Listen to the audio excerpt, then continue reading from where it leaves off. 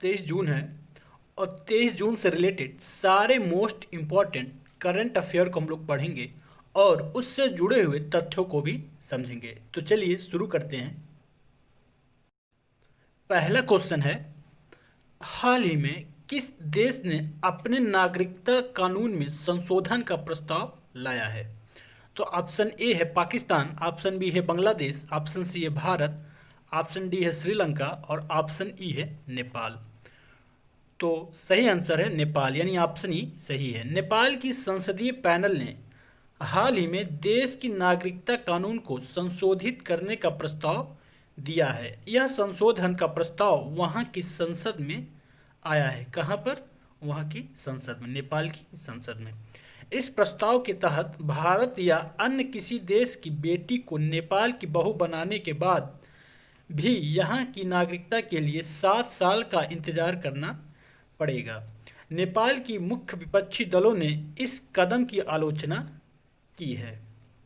इस तरह के प्रावधान भारत के साथ नेपाल के संबंधों को भी प्रभावित कर सकते हैं, जहां से रोजी रोटी और विवाह का संबंध लंबे समय से है। अब नेपाल भारत के बीच सदियों से चली आ रही रोटी बेटी का रिश्ता खत्म होने की पुरजोर संभावना बन रही है।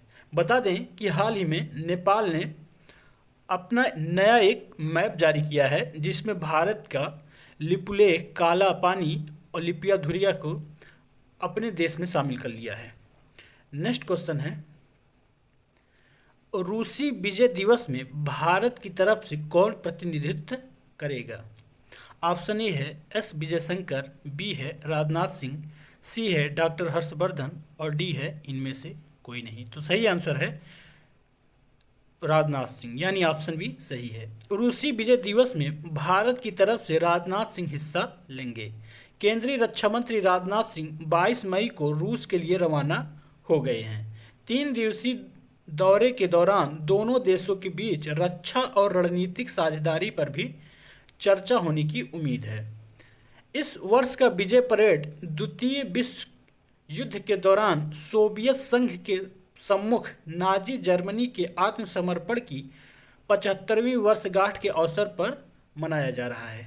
पहले यह परेड 9 मई को होने वाली थी, लेकिन कोविड-19 के कारण इसे 24 जून को कर दिया गया था। इस परेड में भारत की तरफ से 75 सदस्यों वाली सेना की टुकड़ी भेजी गई है। इस 75 सैनिकों में 25 थल सेना से, 25 वायुसेना से और 25 नौसेना से सैनिक सम्मिलित हैं, जो इस परेड में शामिल होंगे। इस परेड में चीन सहित कम से कम 11 देशों के सशस्त्र बल हिस्सा ले रहे हैं। नेक्स्ट क्वेश्चन है, प्रधानमंत्री गरीब कल्याण पैकेज के तहत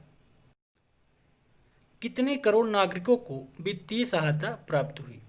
50 crore, option B 42 crore, option C 60 crore और ऑप्शन डी है 100 करोड़। तो सही आंसर है 42 करोड़, यानी प्रधानमंत्री गरीब कल्याण पैकेज के तहत 42 करोड़ नागरिकों को वित्तीय सहायता प्राप्त हुई है। इस योजना के तहत कुल 65,454 करोड़ रुपए की वित्तीय सहायता 3 रूपों में वितरित किया गया है।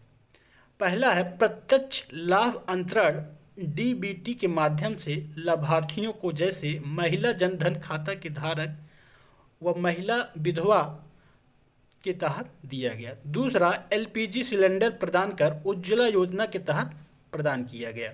और तीसरा है मुफ्त खाद्यान्न प्रदान कर बीपीएल कार्ड धारकों को दिया गया। प्रधानमंत्री गरीब कल्याण पैकेज, इस पैकेज की घोषणा वित्त मंत्री द्वारा 26 मार्च 2020 को की गई थी। इस पैकेज के तहत कुल 1.70 लाख करोड़ रुपए की घोषणाएं की गई थी।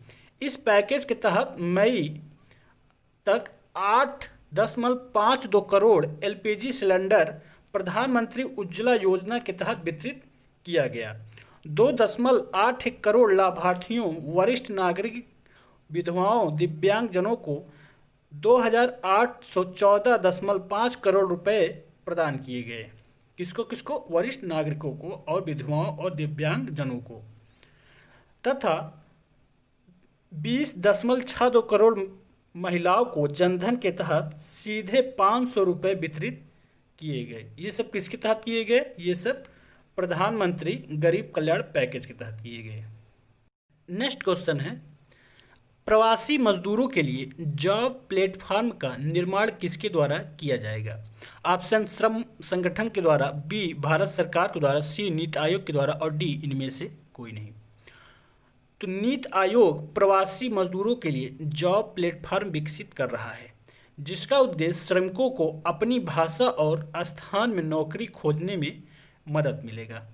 इस पैनल के माध्यम से नीति आयोग में गूगल, माइक्रोसॉफ्ट और टेक महिंद्रा जैसी तकनीकी कंपनियों के शीर्ष अधिकारियों को शामिल करना है।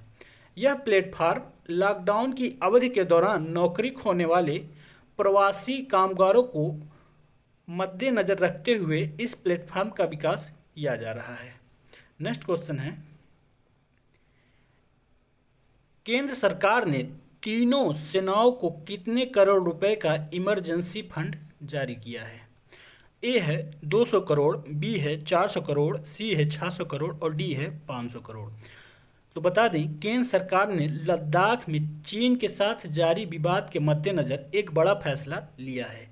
केंद्र सरकार ने तीनों सेनाओं को 500 करोड़ रुपए का इमरजेंसी फंड जारी किया है। सेना इस फंड का उपयोग हथियार खरीदने के लिए कर सकता है।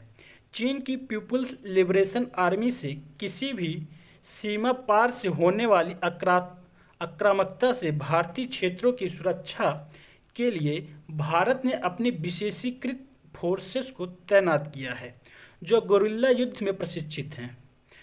इन विशेष सैनिकों की उत्तरी मोर्चे पर प्रशिक्षित किया जाता है। बता दें कि भारत और चीन की सीमा 3488 किलोमीटर लंबी है। कितनी? 3488 किलोमीटर लंबी है। नेक्स्ट क्वेश्चन है, हाल ही में भारत के किस राज्य द्वारा शहरी गरीबों के लिए जॉब गारंटी स्कीम लॉन्च करने की घोषणा की गई है? आंसर ऑप्शन ए है पंजाब, बी है उत्तर प्रदेश, सी है झारखंड और डी है बिहार। तो सही आंसर है झारखंड, यानी ऑप्शन सी सही है। झारखंड सरकार महात्मा गांधी राष्ट्रीय ग्रामीण रोजगार गारंटी अधिनियम के तर्ज पर नौकरी की गारंटी योजना शुरू करने जा रही है। झारखंड इस तरह की योजना शुरू करने वाला देश का दूसरा राज्य होगा। इससे पहले केरल ने मनरेगा की तर्ज पर जॉब गारंटी स्कीम शुरू की है। यह योजना राज्य के शहरी क्षेत्रों में रहने वाले अकुशल श्रमिकों के लिए 100 दिवसीय कार्य प्रदान करने पर केंद्रित होगा।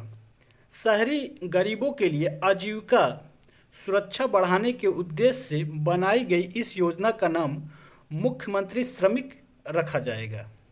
बता दें कि अय्यनकली शहरी रोजगार गारंटी योजना शहरी गरीबों के लिए केरल सरकार की 100 दिवसीय रोजगार गारंटी योजना है।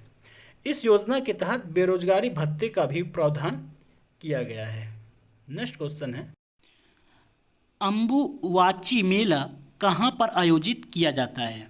तो ऑप्शन ए है असम, ऑप्शन बी है कर्नाटक, ऑप्शन सी है राजस्थान और ऑप्शन डी है गुजरात। तो सही आंसर है असम। असम में अम्बुवाची मेले का आयोजन किया जाता है। असम के कहाँ पर? असम के गुवाहाटी में इस मेले का आयोजन किया जाता है। लेकिन इस बार इतिहास में पहली बार अम्बुवाची मेले का आयोजन कोविड-19 महामारी के कारण फैलने की आशंका को ध्यान में रखते हुए 5 दिनों के लिए अम्बुवाची मेले का आयोजन नहीं किया जाएगा। इस मेले में हर साल 5 लाख श्रद्धालु, पर्यटक, साधु और अन्य लोग आते हैं। असम के राज्य पर्यटन के अनुसार मेले में न्यूनतम 5 लाख श्रद्धालु शामिल होते हैं, जिनमें कई विदेशी भी शामिल होते हैं। कामाख्या मंदिर 30 जून तक श्रद्धालुओं के लिए बंद रहेगा। कब तक? 30 जून के लिए। नेक्स्ट क्वेश्चन है, भारत में डीकार्बनाइजिंग परिवहन परियोजना की शुरुआत कब किया जाएगा? ऑप्शन ए है 22 जून, बी है 23 जून, सी है 24 जून और डी है 25 जून। तो भारत में डीकार्बनाइजिंग परिवहन परियोजना की शुरुआत 24 जून से किया जाएगा, यानी ऑप्शन सी सही है। नीति आयोग बुधवार को अंतर्राष्ट्रीय परिवहन मंच ITF के सहयोग से भारत में डीकार्बनाइजिंग परिवहन परियोजना का शुरुआत करेगा। इसका उद्देश्य भारत के लिए कम कार्बन वाली परिवहन प्रणाली का मार्ग प्रशस्त करना है। भारत 2008 से ITF का सदस्य है। ITF के महासचिव योंग ताई किम और नीति आयोग के प्रमुख कार्यकारी अधिकारी अमिताभ कांत इस परियोजना का ऑनलाइन शुभारंभ करेंगे। नेक्स्ट क्वेश्चन है, उच्चतम न्यायालय ने ओडिशा के पुरी में आज से आयोजित होने वाले रथ यात्रा को कुछ प्रतिबंधों के साथ अनुमति दे दी है। उच्चतम न्यायालय ने कुछ शर्तों के साथ आज से आयोजित होने वाले ओडिशा के पुरी में भगवान जगन्नाथ रथ यात्रा को अनुमति दे दी है। न्यायालय ने कहा है कि वह रीति रिवाज का सूक्ष्म प्रबंधन नहीं कर सकता, इसलिए इस मुद्दे से कैसे निपटा जाए यह राज्य सरकार, केंद्र और मंदिर प्रबंधन पर छोड़ा जाता है। न्यायालय ने कहा कि स्वास्थ्य के मुद्दे से कोई समझौते किए बिना मंदिर समिति, राज्य और केंद्र सरकार के समन्वय से रथ यात्रा आयोजित किया जाएगा। वहीं उच्चतम न्यायालय ने 18 जून को कहा था कि यह जनता के स्वास्थ्य और नागरिकों के हित में है। इस वर्ष कोविड महामारी के कारण पूरी रथ यात्रा की अनुमति नहीं दी जा सकती है। ये कब कहा था? ये 18 जून को कहा था, लेकिन फिर 22 जून को मुख्य न्यायाधीश की बेंच ने यह ऑर्डर कर दिया कि नहीं, इसको किया जा सकता है। नेक्स्ट क्वेश्चन है, ये था हमारा आज का प्रमुख करंट अफेयर।